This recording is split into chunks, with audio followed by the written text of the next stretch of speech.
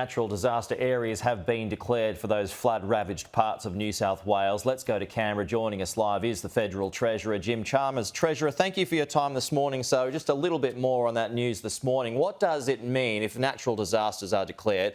What does that mean for flood victims in terms of financials? Yeah, good morning, Peter. We'll make it really clear during the course of today exactly how people can access those disaster payments.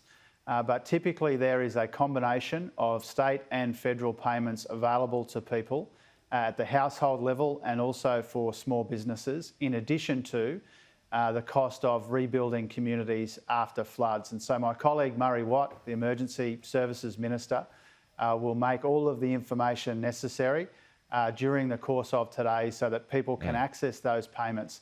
Our message to the people of New South Wales who are dealing with these incredibly difficult conditions, once again, is that the Albanese government will work closely with the state government, the Perrottet government, to make sure that we stand with you and support you through these difficult times. A lot of people are experiencing these difficulties for the second time or more in recent months. And so what we're seeing here, Peter, I think is in the worst of conditions, you see the best of Australians, and our message to all of you impacted by these floods is that your governments, state and federal, will be there for you. You've got the credit card, Treasurer. How much are we talking here when it comes to providing help to people and businesses? Well, it's too early to tell. Obviously, in some areas, they're still being impacted by a worsening weather crisis. And so it's too early to tell at the moment how much it will cost. But our priority here is helping people, making sure that people get that help and they get that support that they need in difficult times. Before long, the costs of that will reveal themselves, but we need to do what's necessary to support people and help people. We've been working really closely with the state government to make sure that those support arrangements are in place for those 23 local government areas which are being impacted. My colleagues have been working around the clock with the disaster authorities, with the state government and with others to make sure that relief can get to people. And we'll have more to say about it during the course of the day. Sure. Is it going to be, I know there's announcements coming up later on today, but I mean, is it going to be similar to, previous natural disaster payments worth anywhere between a couple of $100 per household, maybe even a couple of $1,000 towards businesses? Yes, I mean, those are the arrangements that kick in.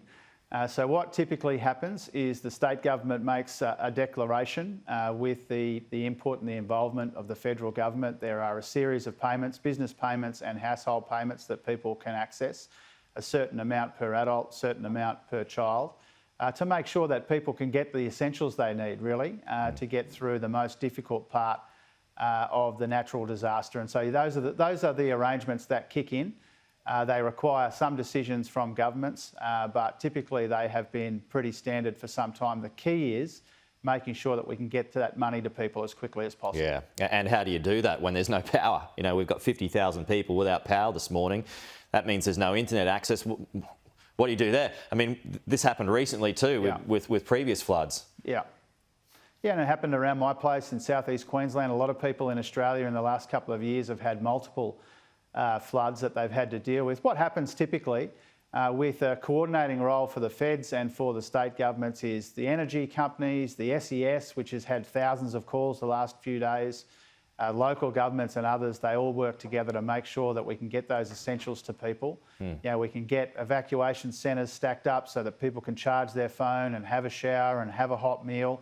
All of these things are really important. And as I said before, whether it's governments, whether it's community organisations, whether it's the SES and others, in the most difficult times you see the absolute best of people, and that's what we're seeing now. Farmers have warned this morning that veggie prices will stay high for weeks to come because of the flooding. So how much of an economic impact do you expect these floods to have overall?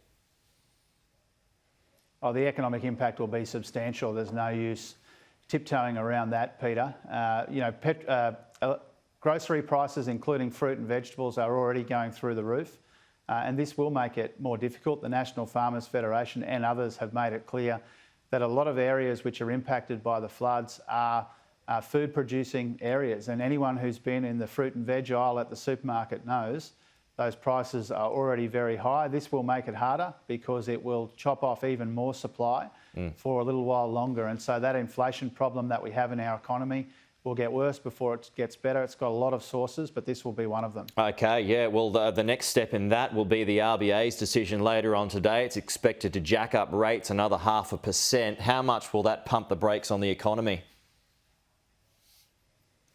Well, we don't preempt the decision by the Reserve Bank Board today, but the universal expectation is that there will be an interest rate rise and that it won't be the last one this year. There's a strong expectation, unfortunately for a lot of people, that interest rates that began to rise before the election will continue to rise to some extent for longer, even after today. And so a bigger proportion of household budgets, which are already stretched by the price of petrol and groceries and electricity and other essentials, will be eaten up by mortgage repayments. That's the strong expectation. And so people will find today's news really difficult, I think. It will be a tough day for a lot of homeowners. The Reserve Bank Board takes its decisions independently, but we know why they're doing it, and that's because we've got high and rising inflation.